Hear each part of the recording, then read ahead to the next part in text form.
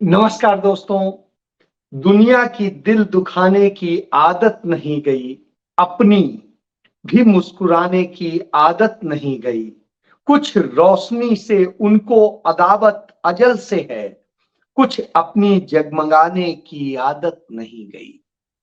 ये शेर है और इस शेर के साथ मैं अपनी बात शुरू करता हूं। निश्चित रूप से कुछ लोगों की आदत जाती ही नहीं, चाहे कितनी अच्छाइयां हो, चाहे कितनी बुराई, वो सुधारना नहीं चाहते, वो समझना नहीं चाहते हैं, वो नब्ज को नहीं देखना चाहते। और कमोबेश आज यही हालत। आज हमारे प्रधानमंत्री नरेंद्र मोदी विश्वकर्मा योजना की शुरुआत कर रहे थे, और जब ये शुरुआत कर रहे थे तो वो दावा कर रहे थे कि किस तरीके से इस योजना के तहत गरीबों, वंचितों और न जाने किसको किसको क्या क्या लाभ मिलेगा, और कैसे कैसे वो जो लाभ गिनाते हैं आप कल्पना नहीं कर सकते हैं कि क्या बताते हैं।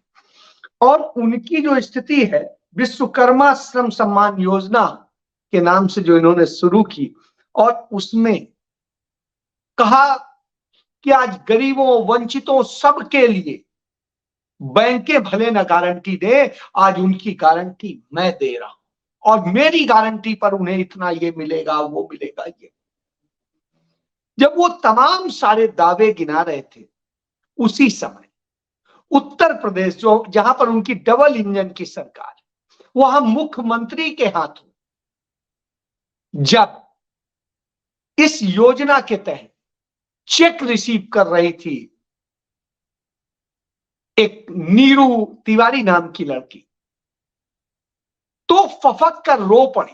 और रोने की वजह यह नहीं थी कि वो खुशी के आंसू थे, रोने की वजह यह थी कि जहां आप कहते हैं गारंटी की बात, सब्सिडी की बात और न जाना किन किन चीजों की बात, तो वहां पर उसे ये 10 लाख का चेक जो उस पर लोन है, वह लोन का चेक तब मिला जब उसे 1.25 लाख रुपए रिश्वत में बैंक को देने पड़े। यह बताता है कि किस तरीके से यह योजना चलाई जा रही है और उसके आधार पर तमाम दावे किए जा रहे हैं। यह सबसे बड़ी वानगी है देश के सबसे बड़े सूबे उत्तर प्रदेश से, उसकी राजधानी लखनऊ से। और यह वानगी है इस बात की कि किस तरीके से बैंकें इस योजना के तहत कुछ भी देने के पहले, और ये तो वो लोग थे जो मॉडल के रूप में फोटो खिंचवाने के लिए बुलाए गए थे, बाकी को तो जो तरीका है वो मिलता रहेगा। इनको फोटो खिंचवानी थी और इनके साथ में वो देना था। इनकी ये दशा है तो फिर आप सोचिए बाकी का क्या हाल होता होगा। ये आप समझ सकते हैं, इससे ज्यादा और कुछ नहीं कहूंगा। आज जब हम बात कर रहे हैं, नरेंद्र मोदी, उनकी भारतीय जनता पार्टी, उनकी सरकार नरेंद्र मोदी का जश्न के साथ में बर्थडे मना रही है, जन्मदिन मना रही है। जब वो ये जन्मदिन मनाते हैं तब एक सवाल भी है, आपकी खुशियों के दिन मनाए जा रहे हैं। 1 दर्जन सेना के जवान और अफसर हैं जो पिछले सिर्फ 15 दिनों के अंदर इस दुनिया में से बाहर चले गए, रुखसत हो गए, और उनके शहीद होने के कारण आपकी गलत नीतियां हैं, जिनके कारण उन्हें मौत को गले लगाना पड़ा। आपके मुंह से एक शब्द उनको संवेदना का नहीं निकला। आप कभी G20 का जश्न मनाते रहे, और कभी आप जो है G20 के बाद में अपना सम्मान कराते रहे, और फिर कभी कुछ और सभाएं, कुछ राजनीतिक सभाएं, कुछ चुनावी सभाएं, और न जाने क्या क्या करते रहे। और तमाम बातें जब आप करते हैं तब आता है। और आपके जो एक पूर्व से सेनाध्यक्ष हैं और मंत्री हैं, VK सिंह, वो कहते हैं ऐसी छोटी छोटी घटनाएं तो हुआ करती है। 1 दर्जन लोग मर जाते हैं 10 दिनों में, और आप कहते हैं छोटी छोटी घटनाएं हुआ करती। जिसके घर का कोई खोता है वह उस दर्द को जानता है, उस परिवार की दशा क्या होती है। और मैं यह इस बात इसलिए कह पा रहा हूं कि मेरे पिताजी को 1980 में गोली लगी थी एक मुठभेड़ में, और वो 7 दिनों तक कोमा की पोजीशन पे थे। कानपुर हैलट में एडमिट थे। डॉक्टर ने कहा कि ये बचेगा नहीं। आप सोचिए, मैं छोटा था, सिर्फ इतना ही जानता हूं कि हां इस तरीके से पापा के साथ हुआ। और उसके बाद यदि वो आज जीवित नहीं होते तो शायद मैं आपके साथ बैठ के बात नहीं कर पा रहा हूं। क्या दशा होती, क्या हुआ होता, मैं सोच कर डर जाता हूं। मेरी बहन और मैं 2 ही लोग थे। उसके बाद में जब पिताजी स्वस्थ हुए उसके बाद में 2 भाई और आए, एक परिवार खुशहाल हुआ। लेकिन स्वाभाविक सी बात है, यदि पिताजी नहीं होते तो हम क्या होते क्या ना होते हमें पता नहीं है। इसलिए मैं उस पीड़ा को समझता हूं। लेकिन जिसने कभी कुछ खोया नहीं है, शहादत नहीं दी है, वो पीड़ा को क्या समझेगा। यह पीड़ा राहुल गांधी समझते हैं, यह पीड़ा प्रियंका गांधी समझती हैं, यह पीड़ा सोनिया गांधी समझती हैं, यह पीड़ा इस देश के लाखों वो लोग समझते हैं जिनके लोग शहीद हुए हैं। यह पीड़ा वह लोग समझते हैं जिनके परिवार के लोगों ने इस देश की आजादी के लिए शहादत दी है। वो समझते हैं। और आज तो फिर भी तमाम सारी चीजें मिल जाती हैं, तब तो कुछ भी नहीं मिलता। जो दशा थी, मेरी मां एक सीधी सादी गृहिणी थी, वो क्या करती मैं यही सोच के परेशान होता हूं। लेकिन ये तो मैं कहूंगा कि यदि कहीं ईश्वर है तो उसने यह कृपा करी। बहरहाल मैं इसलिए बता रहा हूं, आज हालत क्या है कि जब चुनाव आ गया तो नरेंद्र मोदी के नंबर 2 जो कहलाते हैं, चाणक्य कहलाते हैं, वो अमित शाह पहुंच गए हैदराबाद में आज रैली करने, परेड करने और आजादी दिवस मनाने। क्यों पहुंचे? पिछले 9 साल से आप सत्ता में हैं, 9 साल में आपने क्यों नहीं मनाया? 10वें साल पे ही क्यों मना रहे हैं? और कह रहे हैं कि 75 साल से किसी सरकार ने यह सोचा नहीं कि हैदराबाद का आजादी दिवस मनाया जाए। तो साहब, हैदराबाद की आजादी आपके कारण नहीं हुई, ना आपके लोगों के कारण हुई। हैदराबाद आजाद हुआ, वहां के नवाब ने भारत में विलय किया। कब? जब तत्कालीन भारत सरकार यानी पंडित जवाहरलाल नेहरू की सरकार, जिसमें उस समय गृह मंत्री थे सरदार वल्लभ भाई पटेल, जिन्हें जो जिम्मा सौंपा गया था, उन सब लोगों ने जो नीति अपनाई, जिस तरीके से एक्शन लिया और सब करके उसे भारत में मिलाया, वह है। तो इसमें आपका योगदान नहीं है। वो 400 दिन जो हुआ, जो चला, उस अभियान को सोचिए। किस स्थिति में बगल में पड़ोसी पाकिस्तान बार बार संयुक्त राष्ट्र चाह रहा था, हम गरीब से देश थे, लड़ने की स्थिति में नहीं थे। इंग्लैंड भी हमारा इस मुद्दे पर साथ देने को तैयार नहीं था, क्योंकि वो कह रहा था जो भी जहां जाना चाहता है वो तय कर ले, हमने तो स्वतंत्र छोड़ दिया। तो आप सोचिए ऐसी स्थिति में मिलाना कितना कठिन काम था, लेकिन मिलाया गया, भारत का हिस्सा बनाया। तो सलामी उन लोगों को, उन सरदार वल्लभ भाई पटेल को, उन पंडित जवाहरलाल नेहरू को, जिन्होंने यह महान कार्य किया। आप क्या कर रहे हैं? आप उसका चुनावी इस्तेमाल चुनावी वर्ष में आके कर रहे हैं, जब आपकी हालत खराब है। तेलंगाना का भी चुनाव है, देश का भी चुनाव आ गया है, तब आप कहानी बताते हैं। तो यह एक सत्य है। और इसके साथ में एक सत्ता और ये है कि किस तरीके से आज जो यूथ कांग्रेस है, उसे आज के दिन को राष्ट्रीय बेरोजगारी दिवस के रूप में मनाती है, और पूरे देश में यह राष्ट्रीय बेरोजगारी दिवस के रूप में मनाया जाता है। क्यों? क्योंकि नरेंद्र मोदी के शासनकाल में बेरोजगारी इस देश के युवाओं का भविष्य बना दी गई है। बेरोजगारी की जो हालत है वो चिंताजनक है और जो स्थितियां हैं वो चिंताजनक है। Research for centre for monitoring India economy के डाटा के मुताबिक भारत में 90 करोड़ लोग बेरोजगार, 90 करोड़ युवा रोजगार की तलाश में भटक रहे हैं और उनमें भी हालत ये हो गई है कि 45 दशमलव कुछ यानी राउंड फिगर में 46 करोड़ युवाओं ने रोजगार खोजना बंद कर दिया है, क्योंकि कुछ की उम्र निकल गई, कुछ को कुछ और हो गया, कुछ को और परेशान हो गए। अब उन्हें लगता है भविष्य में बस अंधकार के सिवा कुछ नहीं, और वो उस अंधकार में आज जी रहे हैं। तो CMIE के आंकड़े बताते हैं आपकी सच्चाई कि आपने क्या किया है इस देश में, और पिछले 5 सालों में जो आपने हालत की है इस देश की, वो भुखमरी से लेके सब कुछ का कर दिया है। और खुद आज आपने कहा है, आपका ही एक सवाल है आपके ट्विटर हैंडल से, कि इस देश के 80 करोड़ लोगों को 5 किलो अनाज देने का काम किसने किया? तो साहब, यही इस देश का दुर्भाग्य है कि वो लोग कमा नहीं सकते और आपके 5 किलो अनाज के लिए लाइन लगा रहे हैं, आपके पीछे भाग रहे हैं। उस हालत में तो इतनी जिल्लत से कौन खाता है जो मजबूर होता है?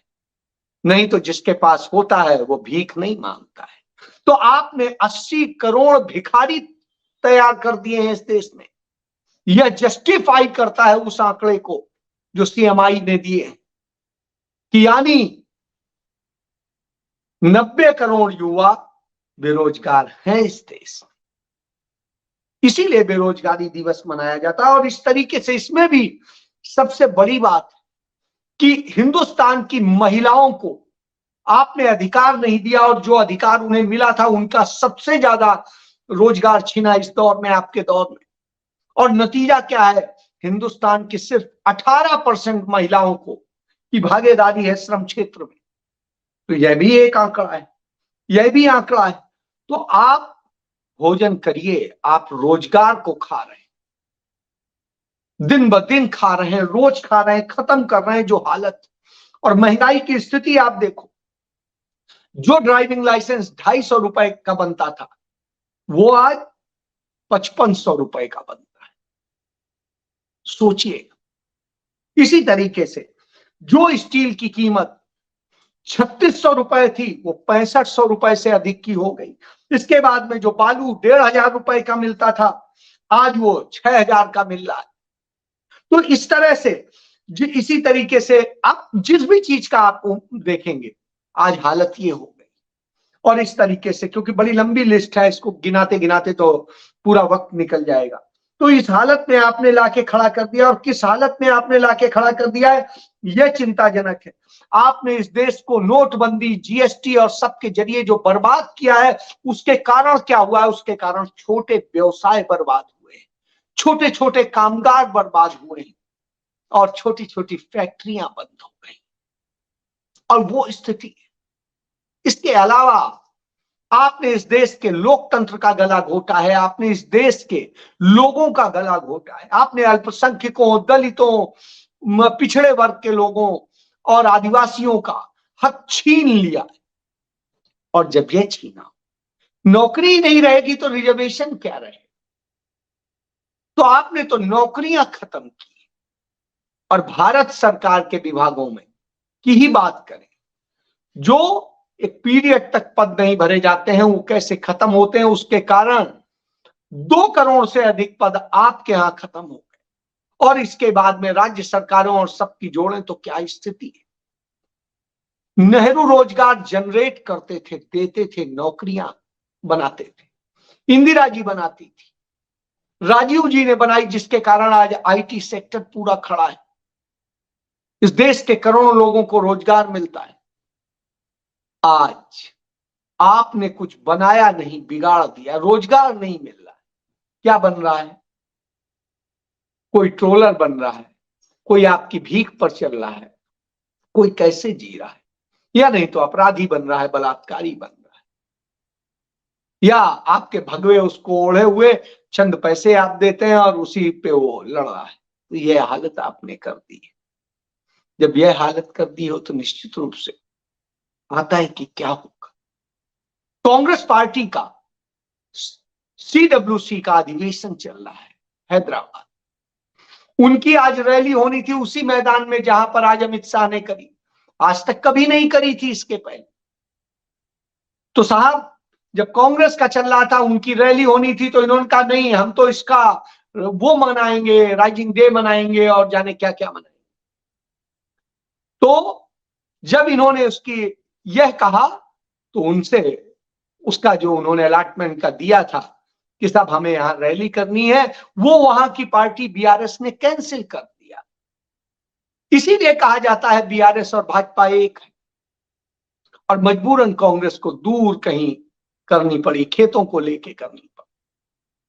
उसमें अथाह भीड़ उमड़ रही है, लोग आ रहे हैं, लेकिन वहां की सरकार ने एक नियम कर दिया कि बसें नहीं आएंगी, ये नहीं आएगा, वो नहीं आएगा, यानी रैली फेल हो जाए इसके लिए पूरी कोशिश कर दी।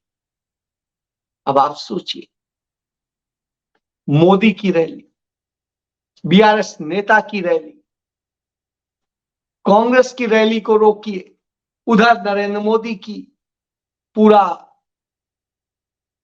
वादे जुमले सब कुछ। अब इसके बाद में यहां यह किया जाता है, लेकिन कांग्रेस हारी नहीं, उसने कहा करेंगे, फिर भी करें। और CWC की मीटिंग हुई, मीटिंग में जो प्रस्ताव पारित हुए वो इस देश के लिए वही जरूरत है। वो कहते हैं सनातन, वो कहते हैं हिंदू मुस्लिम, वो कहते हैं न जाने और क्या क्या नफरत की बातें। लेकिन कांग्रेस की मीटिंग में क्या हुआ? कांग्रेस की मीटिंग में चर्चा हुई कैसे इस देश की महिलाओं को हक दिया जाए। जो राजीव गांधी ने शुरुआत की थी उसे आगे बढ़ाया जाए, इंदिरा गांधी ने जो ताकत दी थी महिलाओं को उसको आगे बढ़ाया जाए, और महिलाओं को कैसे बराबरी का हक दिया जाए, इसकी लड़ाई लड़ेंगे। इसकी लड़ाई लड़ेंगे कि भारत के हर युवा के हाथ में रोजगार हो, उसकी योग्यता के अनुसार रोजगार हो, पकौड़े न तलने पड़े। उसकी यदि योग्यता है तो वो करे जो वो करना चाहता है।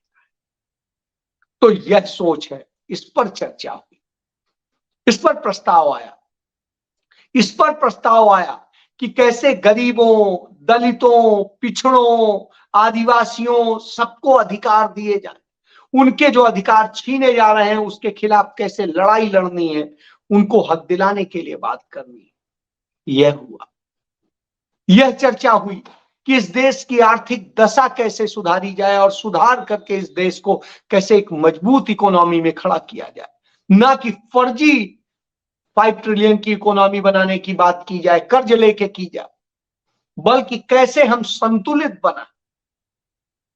कहा जाता है GDP बढ़ती है तो रोजगार उससे 10 गुना बढ़ता है, लेकिन हिंदुस्तान में उल्टा हो रहा है। यहां कह रहे हैं GDP बढ़ रही है लेकिन रोजगार उससे 20 गुना कम हो रहा है।